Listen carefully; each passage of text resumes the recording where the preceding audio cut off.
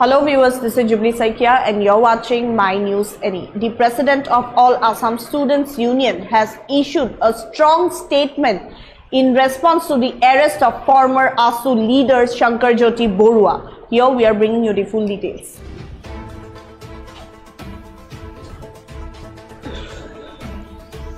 ASU disowns ex-leader accused of assault. President says accused lured victim with marriage. Survivors still active and supported by ASU.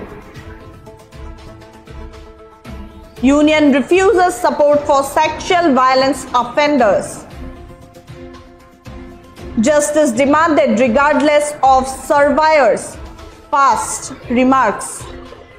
The President of All Assam Students Union today issued a strong and unequivocal statement in response to the arrest of former ASU leader Shankar Jyoti Barua, who has been accused of sexually assaulting a female member of the organization. In his first official reaction, the ASU President Utpal Sharma asserted that the Union does not stand by a former leader accused of sexual assault and clarified that Barua is no longer affiliated with the student body. He alleged that the accused has lured the victim, an active ASU member, with the false promise of marriage before subjecting her to sexual abuse.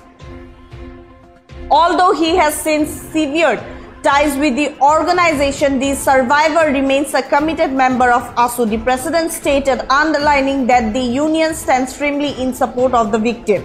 In such circumstances, it is better for Shankar Jyoti Barua not to expect any backing from ASU. He further emphasized that ASU bears no obligation towards individuals involved in acts of sexual violence. Everyone has seen the handcuffs. We have seen the dignity of a young woman thrown apart, he remarked, highlighting the emotional toll of the incident. The President also responded to speculations regarding any controversial statement made by the survivor. If she has made any remark against the nation, she will be answerable for it. But this does not dismiss her right to justice in any way.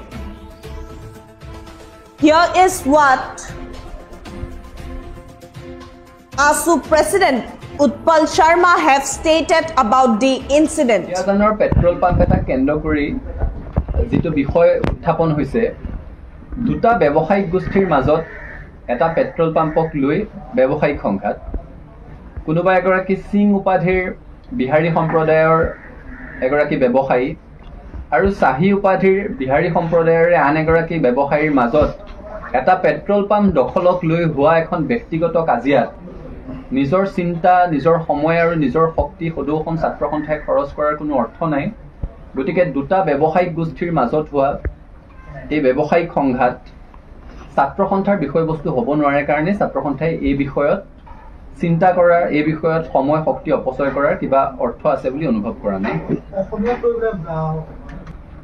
যিগৰাকী ব্যক্তিৰ কথা আপোনালোকে উল্লেখ কৰিছে তেখেত সদৌ অসম ছাত্ৰ সন্থাৰ এগৰাকী সদস্যাক বিয়াৰ প্ৰলোভনেৰে যৌন শোষণ চলোৱাৰ অভিযোগত অভিযুক্ত হৈ ছাত্ৰ সন্থাৰ মজিয়াৰ পৰা বহিষ্কাৰ হোৱাৰ ভয়ত ছাত্ৰ সন্থা এৰি যাব লগা হৈছিল গতিকে ছাত্ৰ সন্থাৰ এগৰাকী সদস্যাক যৌন শোষণ চলোৱাৰ অভিযোগত যিগৰাকী ব্যক্তি অভিযুক্ত ছাত্ৰ সন্থাৰ সেই সদস্যগৰাকী এতিয়াও সংগঠনটোত আছে তেওঁ এতিয়াও আদালতৰ দুৱাৰ টুকুৰিয়াই আছে আদালতত আইনী যুঁজ চলি আছে এতিয়াও সদৌ অসম ছাত্ৰ সন্থাই সেই ঘটনাৰ সন্দৰ্ভতে গঠন কৰি দিয়া 10 জনীয়া তদন্ত সমিতিয়ে প্ৰথম প্ৰতিবেদন দাখিল কৰিছে দ্বিতীয়খন প্ৰতিবেদন দিবলৈ এতিয়াও বাকি আছে য'ত সেই ব্যক্তিগৰাকী সন্দৰ্ভত কেতবোৰ গুৰুতৰ অভিযোগ উত্থাপন কৰা হৈছে গতিকে ছাত্ৰ সন্থাৰ এগৰাকী সদস্যক বিয়াৰ প্ৰলোভনেৰে সৈতে যৌন শোষণ চলোৱাৰ অভিযোগত অভিযুক্ত এগৰাকী ব্যক্তিৰ সপক্ষে ছাত্ৰ সন্থাৰ স্থিতি থকাৰ কোনো প্ৰশ্নই আহিব নোৱাৰে আৰু সেই কাৰণে ছাত্ৰ সন্থাই তেখেতৰ সপক্ষে স্থিতি ল'ব বুলি আশা কৰাটো অনুচিত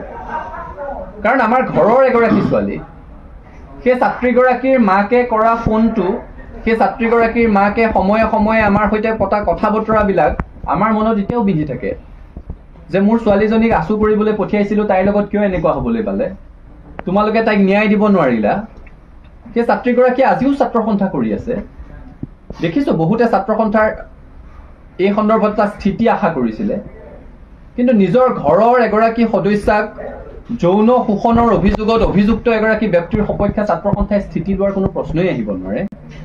এই সন্দৰ্ভত বহুজনে আমাক সমালোচনা কৰাও পৰিলক্ষিত হৈছে, সামাজিক মাধ্যমত বিভিন্ন ধৰণৰ কথা বতৰা আলোচনা হৈছে।